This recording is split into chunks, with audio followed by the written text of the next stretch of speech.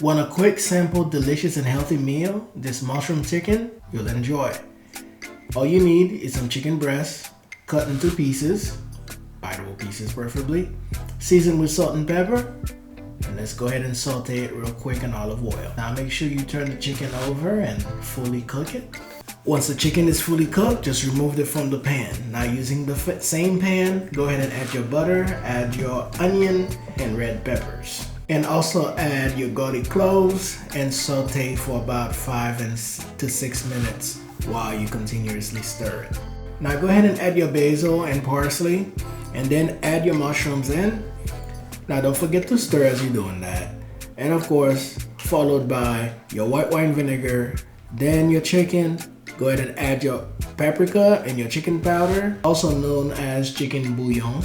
Stir everything together and let it cook for about 5 to 8 minutes and voila.